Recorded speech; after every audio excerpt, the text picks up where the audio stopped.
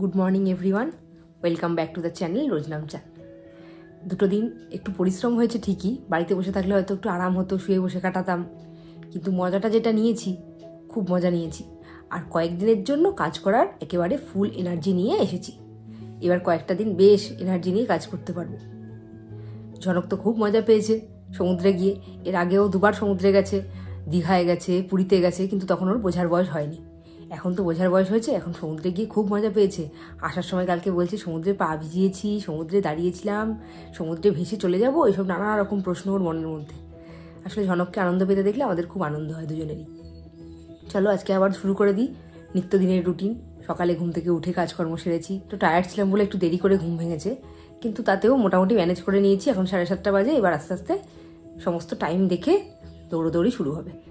আর ঝনকের তো স্কুল আছে, ওকে উঠিয়ে দিতে হবে তাড়াতাড়ি। ও কালকে খুব ঝামেঝামি করেছে ওখানে, তারপরে গাড়িতে জার্নি হয়েছে, একভাবে ঘুমাচ্ছে। অন্যান্য দিন যেমন 2-3 বার ওঠে, আজকে একবার মাত্র উঠেছে।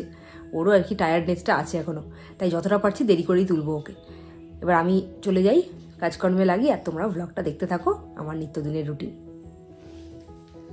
স্নান করতে যাওয়ার আগে একটা কাজ করে তারপরে ঢুকবো, সেটা হলো ট্রলিটাকে ফাঁকা করে নেবো। ট্রলিটা পড়ে আছে তো, এবার ঝনক ঘুম থেকে উঠে যেই দেখবে ট্রলিটা, ও ভাববে ওর গাড়ি, করে নিয়ে খেলতে শুরু করে দেবে। তাই জন্য ট্রলিটাকে এখন ফাঁকা করবো। যে কটা জামা কাছাকাছি করতে হবে সেগুলো ভাগ করবো একদিকে, আর যেগুলো তুলে ফেলবো, একবার হয়তো পড়েছি ঘামের তেমন গন্ধ হয়নি, সেগুলো এক জায়গায় রাখবো, করে সেগুলো সন্ধ্যেবেলা গোছাবো। এখন আর টাইম পাবো না, আর ওইগুলো আলাদা করে ফেলবো। যে কটা কাচতে পারবো কাচবো, আর যে কটা কাচতে পারবো না রেখে দেবো। আস্তে আস্তে টুকটুক করে রোজ 1-2 করে কাচবো। ঘুরতে যাওয়ার সময় যেমন এনার্জি নিয়ে কাজটা করছিলাম, এখন কিন্তু অতটা এনার্জি নেই। মুখে বলছি ঠিকই এনার্জি নিয়ে এসেছি, কিন্তু মনটা এনার্জি নেই। শরীরে এনার্জি আছে ঠিকই, মনটা একটু খারাপ খারাপ লাগছে। ঘোরাটা হয়ে গেল, আবার কতদিন পরে ঘুরতে যেতে পারবো কে জানে।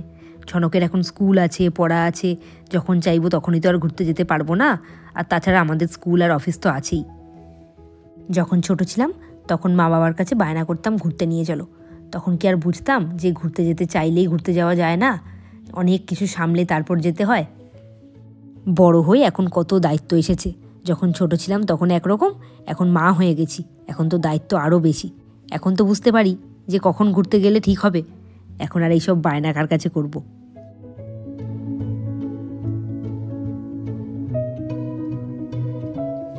সমস্ত ব্যাগ কালকেই গুছিয়ে ফেলেছিলাম, মানে কালকেই ফাঁকা করে ফেলেছিলাম। শুধু ট্রলিটাই বাকি ছিল, কালকে আর এনার্জিতে কুলোচ্ছিল না। ট্রলিটাও এখন ফাঁকা করে ফেলেছি, কাছাকাছিটা আস্তে আস্তে করবো, কিন্তু ফাঁকা করে ফেলেছি, এবার তুলে ফেলতে পারবে। আমাদের বাড়িতে এলে এখন কেউ বলবেন আমরা কালকে রাত্রিবেলা ঘুরে ফিরেছি। কোথা থেকে আসার পর যতক্ষণ না ব্যাগগুলো ফাঁকা করি আমার শান্তি হয় না।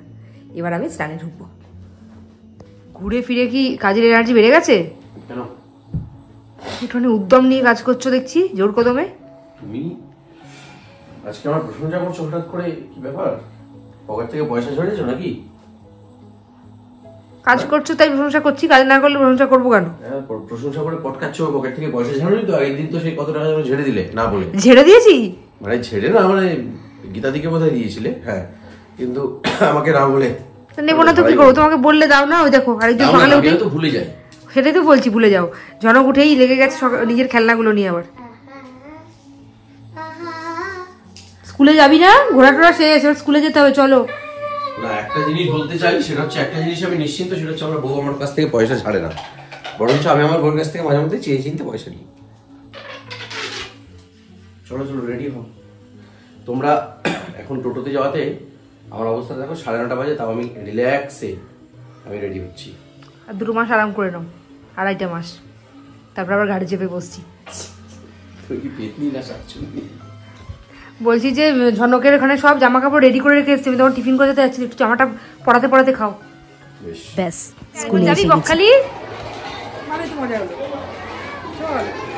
আর সাজগোজ দিয়ে এসেছিস কেন আজকে? ড্রেস দিয়ে সেজে গুজে। এটা আশীর্বাদের নিমন্ত্রণ আছে, এখান থেকে আবার কালকে ওই অত কিছু খেয়ে, পরশুদিন মাছ ভাজা খেয়ে, কালকে ওইসব রিচ রিচ খেয়ে আবার নেমন্তন্ন খেতে যাবি? চেরিবেরি কোথায় থাকবে? চেরিবেরি কোথায় থাকবে? দিদার কাছে থাকবে, আর ওই মৌসুমীকে থাকতে বলবো। তাড়াতাড়ি চলে যাবি? তাড়াতাড়ি কি, ওই 1টা 2টা ওখানে সময় যাই। সবে প্রেয়ার শেষ হয়েছে, ক্লাসে যাবো এবার।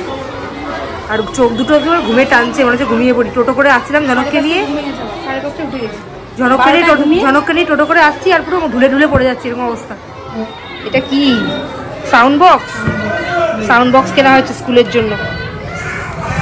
সেটা এখন টেস্ট চলছে, টেস্টিং।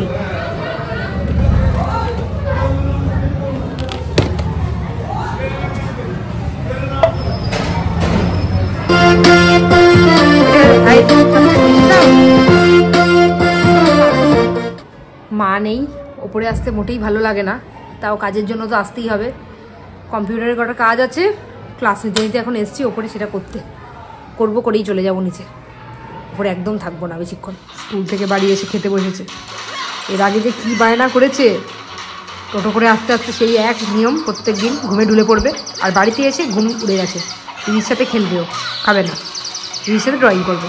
ধরে বেঁধে নিয়ে এসেছি বলে চিৎকার কান্না। এখন একটু শান্ত হয়েছে। স্কুল থেকে তো ফিরে গেছি অনেকক্ষণ আগে, দেখলেই তোমরা। ঝনককে খাইয়েও দিয়েছি আর খাইয়ে শুইয়ে দিয়েছি। আগে ওকে আমি ঘুম পাড়তাম, ঘুম পাড়িয়ে দিতাম, ও ঘুমোতো। এখন বড় হয়ে গেছে, এখন আর ঘুম পাড়াতে হয় না, নিজে নিজেই গুড বয়ের মতো ঘুমিয়ে পড়ে একটু খেলতে খেলতে। আর যেহেতু সন্ধ্যেবেলা পড়া আছে, ওই জন্য মানে ও ঘুমোতে চায় না, আবার ঘুমোলে উঠতে চায় না। সন্ধ্যেবেলা যেহেতু পড়া আছে 6:30 থেকে, ওই জন্য জোর করে ঘুম পাড়াতেই হয়, কিছু করার নেই। শুয়ে দিয়েছি, শুয়ে দিয়ে আমি একটু এখন ফ্রি হয়েছি। সকালবেলা উঠে থেকে প্রায় 3টে অবধি আমার ব্যস্ততা চলতে থাকে। ফ্রি হওয়ার পর তোমাদের সাথে কটা কথা বলতে এলাম। আমি বুঝে উঠতে পারছি না যে তোমাদের ব্লগগুলো ভালো লাগছে কি মন্দ লাগছে। তোমরা যদি একটু কমেন্ট করো, কমেন্ট করে জানাও, বা একটু আমার চ্যানেলটাকে সাবস্ক্রাইব করো। ভিউ বাড়ছে কিন্তু কমেন্ট হয় না, লাইক হয় না। এই জন্য মাঝে মাঝে না ইচ্ছে করে যে থাকার করবো না ভিডিও। আবার তাও ভাবি যে না, যখন শুরু করেছি চ্যানেলটা, যেহেতু ভিডিও ব্লগ করা শুরু করেছি, তাহলে সেটাকে প্রত্যেকদিন কন্টিনিউ করি। আমি কিন্তু এখনো পর্যন্ত একদিনও ব্লগ দেওয়া বন্ধ করিনি। মানে আমার মনে হয় যে তোমাদের কারোর যখন রাস্তায় ঘাটে দেখা হলে অনেকে আমাকে বলো যে ব্লগ তো খুব ভালো লাগে দেখতে। এটা শুনে কিন্তু আমার খুব ভালো লাগে, মানে আমার ব্লগগুলো তৈরি করার ইচ্ছেটা একটু বেড়ে যায়। আর যখন দেখি লাইক হচ্ছে না, কমেন্ট হচ্ছে না, সাবস্ক্রাইবার বাড়ছে না, তখন আবার মনটা একটু ভেঙে যায়। এটা হচ্ছে। তাই তোমরা যদি কিছু তো তোমাদের মানে যদি অসুবিধা না হয়, তাহলে আমার চ্যানেলটাকে একটু সাবস্ক্রাইব করে দিও, আর ভিডিওগুলোকে লাইক করো, একটু কমেন্ট করে জানিও যে কেমন লাগছে। তাহলে আমারও খুব ভালো লাগবে। এটাই আর কি বলার ছিল আজকে। চলো আজকে তাহলে তোমাদেরকে ঘুরিয়ে আনি আয়ারল্যান্ডের সুপার মার্কেট থেকে। আজকে মারা ওখানেই বেরিয়েছিল, তাই তোমাদের সাথে সেটা শেয়ার করবো এবার। ওখানকার রাস্তাঘাট প্রায় ফাঁকা, লোকজন নেই বললেই চলে। দেখো কি ভালো লাগছে না রাস্তাগুলো।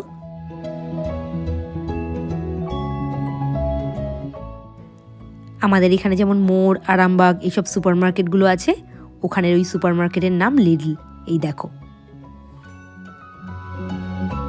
ওখানে না বেশিরভাগ সময়ই মেঘলা মেঘলা ওয়েদার থাকে।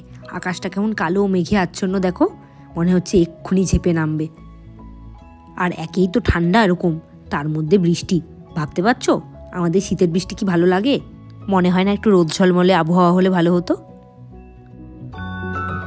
ওখানে কেমন ঠান্ডা মাকে দেখেই নিশ্চয়ই তোমরা খুব ভালোভাবেই বুঝতে পারছো। আর একটা মজার জিনিস তোমরা লক্ষ্য করেছো, আমাদের 3 বোনেরই গাড়ির রং লাল। ওখানকার পুলিশদেরকে বলা হয় গার্ডা। এই দেখো হলুদ যে গাড়িটা দেখতে পাচ্ছ, এটা তাদেরই গাড়ি। সামনে লেখা আছে, দেখতে পাচ্ছ? ওখানে এতটাই ঠান্ডা না, সমস্ত কিছু ঢেকে বেরোতে হয়। তার মানে বুঝতে পারছো, কারোর যদি লুকিয়ে দেখা করতে যাওয়ার প্ল্যান থাকে না, কোনো প্রবলেম হবে না ওখানে কিন্তু। আর এই যে আমার দিদিভাইয়ের হাজবেন্ড উষ্ণিসদা, এইটা হলো ওখানকার বেকারি স্টোর। প্রচুর ধরনের বেকারি আইটেম পাওয়া যায়, আর এই সমস্ত কিছু ওরা নিজেরাই বানায়। এই দেখো কত রকমের ডোনাট, আমরা তো কেউ খাইনি কোনোদিনও। আরও আছে কেক, ব্রাউনি, ক্রসা, কত রকম জিনিস যে এখানে পাওয়া যায়, হয়তো নামই শুনিনি আমরা কেউ। কিছু কিছু আইটেম মাকে টেস্ট করানো হবে, ওই জন্যই নেওয়া চলছে।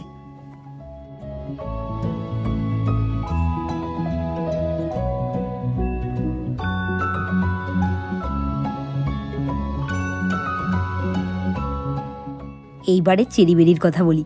না, চেরি সোনা বেরি সোনার কথা না, এই যে চেরি নিচ্ছে এই চেরির কথাই বলছি। আর ওখানে যে কত রকম বেরি পাওয়া যায়, blueberry, blackberry, strawberry, cranberry, raspberry, মানে শেষ করতে পারছি না বলে।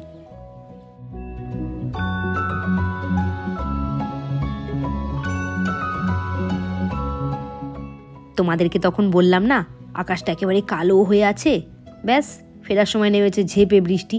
ওখানে তো একেই ঠান্ডা, তার মধ্যে বৃষ্টি, কি অবস্থা ভাবো তো। মা 3 মাস পর যখন এখানে ফিরবে, মানে ইন্ডিয়াতে ফিরবে, তখন থাকবে ধরো ওই এপ্রিল মে মাস, পুরো পচা গরমের মধ্যে এসে পড়বে।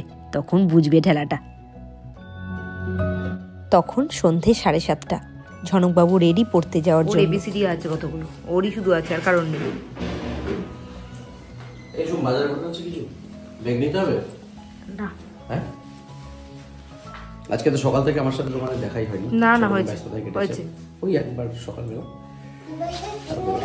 যাই হোক, এখন তো প্রায় 7:25 বাজে। চলো 7:30 থেকে পড়া, তাড়াতাড়ি বের হয়ে জনক তাড়াতাড়ি আয়। এই কোনো ব্যাগ নিতে হবে, বাজার কিছু করার আছে? কিছু নিতে হবে না, আয়। ছেলের জুতোর মাপও জানে না, ছেলের জুতো পায়ের কি সাইজ ও জানে না। তুমি জানো? আমি তো দেখেই বললাম যে এই জুতোটা ওর পা থেকে বড় হবে, তুমি বলছো এটা থেকে আরো বড় সাইজ কিনে আসবে। ঝনক পরে ফিরে গেছে, আর ঝনকের স্কুলের জুতোটা একেবারে ছোট হয়ে গেছিল, আঙুলগুলো মুড়ে থাকতো, ওই জন্য ওর জুতো কেনা হয়েছে নতুন। এই জুতোর মাপ নিয়ে আমাদের মধ্যে আলোচনা চলছে। গ্যাসের শব্দ বন্ধ করবো কেন? ভয় পাচ্ছ? কুকারের শব্দ কে ভয় পায়? হয়নি তো, রাত্রিবেলা খেতে পারবে না, খাওয়ার তো হবে না তাহলে। ঝনক ইদানিং কুকারের সিটির শব্দ শুনলে খুব ভয় পাচ্ছে, আর যে সিটি পড়ছে সে দৌড়ে এসে একেবারে বলছে তাড়াতাড়ি অফ করো, তাড়াতাড়ি অফ করো। এখন সেই সবই চলছে।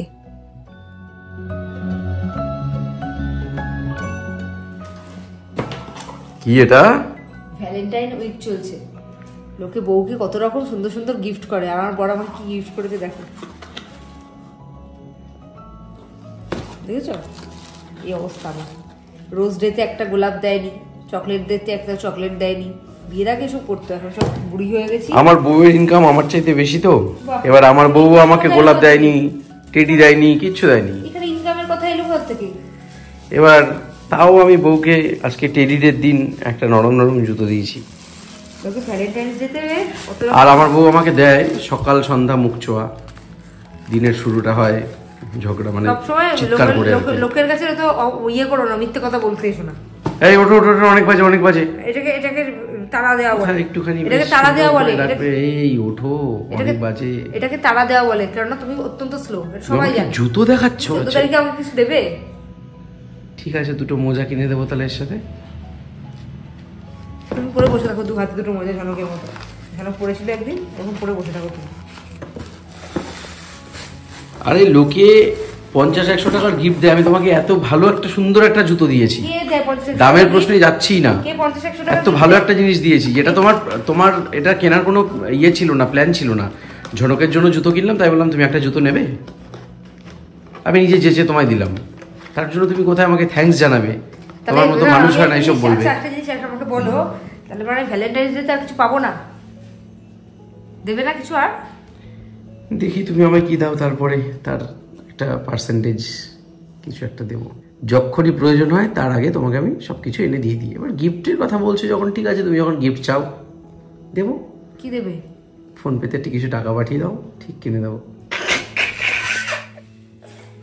প্রায় 1 ঘন্টা ধরে আমাদের বাড়িতে এই জিনিসটা চলছে, জিদ করে যাচ্ছে, তার কারণ ও ফোন দেখবে। আর ওর তো একটা বড় সড়ো একটা দোষ আছে, কাশলেই বমি করে দেয়। কত রকম যে চেষ্টা চলছে কান্না থামানোর, জিদ থামানোর, এই একটা নেই। আর আমার তো ধৈর্য নেই, এই জন্য বাবা বসেছে ব্যাপারটাকে মেটাতে, মিটমাট করতে।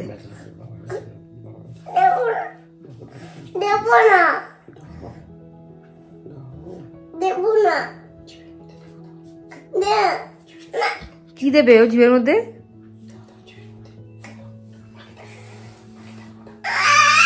এই ঝনক, দেখো ঝনক জিভের মধ্যে ইনজেকশনটা দেবে, দেখো ইনজেকশনটা। হ্যাঁ,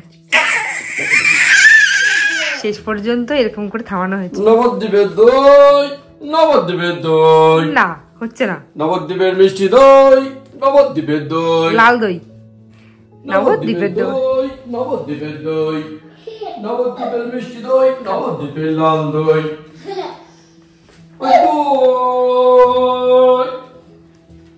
দাদা দই কত? এটাকে আপনি দিলে এখন বিনা পয়সা দিয়ে দেবো, নিয়ে ঘুম পাড়িয়ে দিন।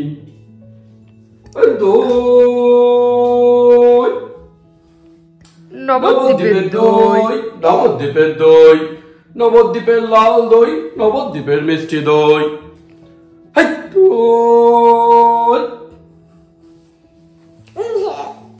দইটাকে এবার বিছানায় ফেলে দিয়ে আসি। হ্যাঁ, দইটাকে বিছানায় ফেলে তো গিয়ে। দইটাকে বিছানায় ফেলে দিয়ে আসি। দইটা যাচ্ছে বিছানায় ফেলতে হাসতে হাসতে।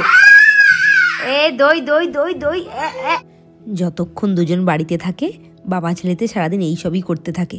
ওদের এইসব কাণ্ড কারখানা দেখতে দেখতে আমার সময় কেটে যায়। দেখো কি করছে দুজন মিলে। আচ্ছা, আজকের মতো এখানেই ব্লগটা শেষ করে দিই। হ্যাঁ, কালকের ব্লগে আবার তোমাদের সাথে দেখা হবে। ততক্ষণের জন্য তোমাদেরকে জানাই গুড নাইট, টাটা।